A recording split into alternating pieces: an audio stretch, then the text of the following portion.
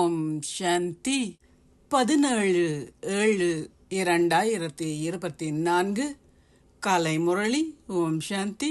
Pop தாதா மதுவனம்.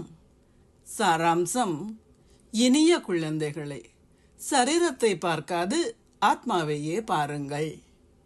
உங்களை ஓர் ஆத்மாவாக கருதி ஆத்மாவுடனேயே பேசுங்கள். நீங்கள் இந்த ஸ்திதியை உறுதியாக்கிக் கொள்ள வேண்டும். இது மட்டுமே உயர்ந்த இலக்காகும். கேள்வி: குழந்தைகளாகிய நீங்கள் எப்பொழுது தந்தையுடன் மேலே வீட்டிற்கு செல்வீர்கள்? பதில்: தூய்மையின்மையின் சுவடு சற்றேனும் இல்லாத போதாகும். குழந்தைகளாகிய நீங்கள் தந்தையை போன்று தூய்மையாகினால் மாத்திரமே உங்களால் மேலே செல்ல முடியும். குழந்தைகளாகிய நீங்கள் இப்பொழுது தனிப்பட்ட முறையில் தந்தையின் முன்னிலையில் இருக்கின்றீர்கள். நீங்கள் தொடர்ந்தும் ஞான கடலிடம் செவிமடுத்து ஞானம் நிறைந்தவர்களாகி ஞானத்தின் தந்தையை வெறுமையாக்கும் பொழுது அவர் மௌனித்து விடுகின்றார். குழந்தைகளாகிய நீங்கள் அமைதி தாமத்திற்கு செல்வீர்கள்.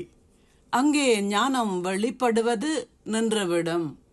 அவர் உங்களுக்கு அனைத்தையும் கொடுத்த பின்னர் அவரது பாகம் மௌனம் ஆகுகின்றது. ஓம் சாந்தி. தாரணைக்கான சாராம்சம்: 1. நினைவு செய்வதற்கு முயற்சி செய்வதன் மூலமும் ஞானத்தை கிரகிப்பதன் மூலமும் உங்கள் கர்மாதீத ஸ்திதியை நீங்கள் அடைய வேண்டும். ஞானக்கடலின் முழு ஞானத்தையும் உங்களுக்குள் கிரகியுங்கள். 2. ஆத்மாவில் கலந்துள்ள கலப்படத்தை அகற்றி முற்றிலும் விகாரமற்றவர்கள் ஆகுங்கள்.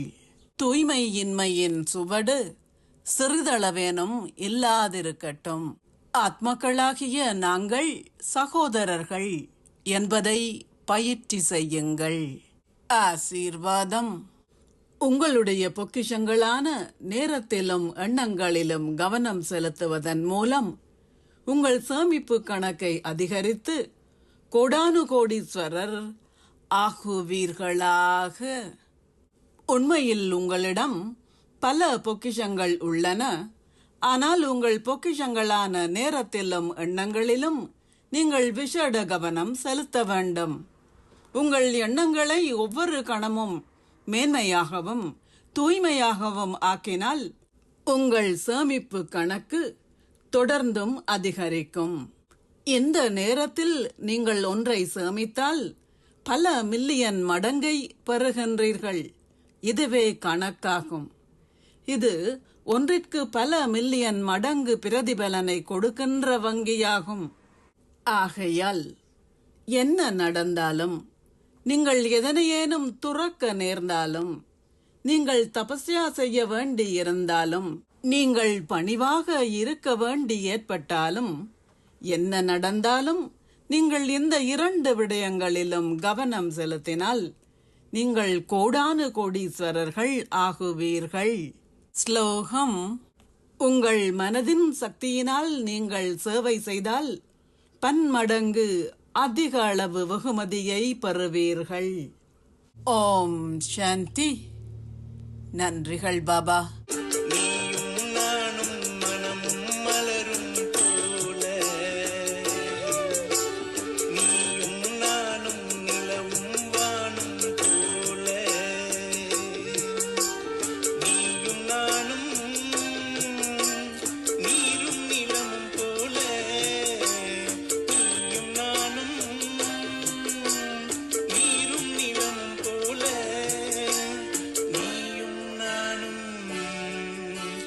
இமையும் கண்ணும் போல நீ